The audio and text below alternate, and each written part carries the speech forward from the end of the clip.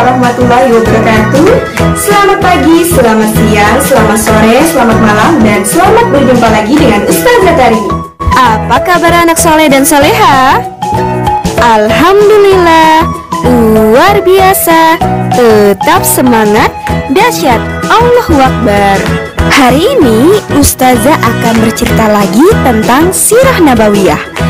Nah, anak-anak, sebelum memulainya, marilah kita berdoa terlebih dahulu. Sikap berdoa. Sikap berdoa.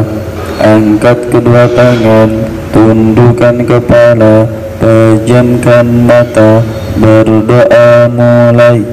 Bismillahirrahmanirrahim.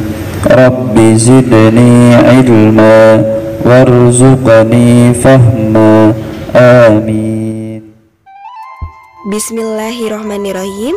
Anak-anak, pada pembelajaran lalu kalian sudah mempelajari sejarah nenek moyang Nabi Muhammad.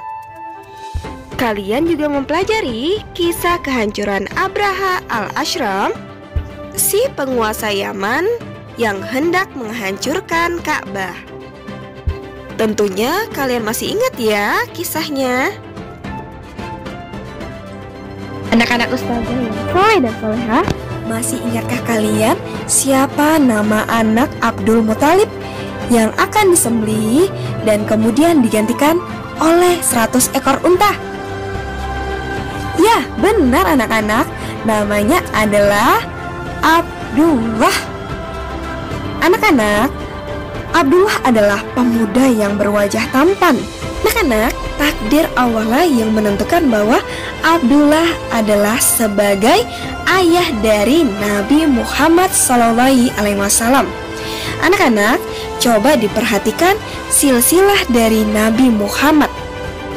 Perlu diketahui apa itu pengertian dari silsilah. Silsilah adalah catatan hubungan keluarga sampai lahirnya Nabi Muhammad. Coba kita lihat. Qusay, Abdul Manaf, Hashim bin Abdul Manaf itu adalah buyut atau leluhur atau nenek moyang dari Nabi Muhammad. Kemudian ada Abdul Muthalib, yaitu sebagai kakek Nabi Muhammad. Dan kemudian ada Abdullah, yaitu sebagai ayah dari Nabi Muhammad Sallallahu Alaihi Wasallam. Anak-anak, perlu diketahui bahwa ibu dari Nabi Muhammad adalah Siti Aminah. Kedua orang tua Nabi Muhammad dipertemukan melalui perjodohan yang dilakukan oleh kedua orang tuanya, yaitu Abdul Muthalib sebagai ayah dari Abdullah dan Wahab bin Abdul Manaf sebagai ayah dari Siti Aminah. Mereka dipertemukan setelah penebusan Abdullah. Nah, anak-anak, perlu diketahui sebelum menikah dengan Siti Aminah, ketika dalam perjalanan Abdullah itu bertemu dengan seorang gadis. Gadis itu hendak melamar Abdullah. Anak-anak, perlu diketahui anak-anak, mengapa gadis itu ingin melamar Abdullah? Karena ia melihat sinar berseri-seri di wajah Abdullah. Sinar yang berseri-seri itu terdapat tanda-tanda bahwa Abdullah akan memiliki seorang anak yang nantinya akan menjadi nabi, yaitu sinar kenabian. Setelah Abdullah melamar Siti Aminah, tidak ada lagi tanda sinar berseri-seri di wajah Abdullah pada saat gadis itu melihat. Anak-anak, gadis itu tidak lagi dapat berharap akan memiliki putra yang kelak menjadi nabi, karena Siti Aminah lah yang akan menjadi istri dari Abdullah. Anak-anak, Aminah adalah gadis yang paling baik keturunan dan kedudukannya di kalangan suku Quraisy. Anak-anak, pada hari pernikahan Abdullah dengan Aminah, Abdul Muthalib pun menikahi sepupunya yang bernama Halah. Dari perkawinan ini lahirlah Hamzah, paman Rasulullah yang seusia dengan beliau. Anak-anak bisa melihat pada silsilah Nabi Muhammad. Pada musim semi tahun 570 Masehi pun tiba. Bagi penduduk Mekah, musim semi adalah tanda kebebasan dan dimulainya lagi perdagangan musim panas ke Syria. Anak-anak, Abdullah pun ingin atau berniat untuk pergi berdagang ke Syria. Sedangkan pada saat itu Aminah dalam kondisi hamil. Awalnya Aminah tidak menginginkan Abdullah untuk pergi berdagang. Akan tetapi Abdullah tadi memberi pengertian bahwa mereka hanya mempunyai harta seekor unta maupun beberapa kambing perah yang mereka miliki. Anak-anak, hal inilah yang membuat Aminah terpaksa mengangguk menerima kenyataan itu. Dia memandang kepergian Abdullah dengan sendu, seolah saat itu adalah detik-detik terakhir dia dapat melihat wajah suaminya.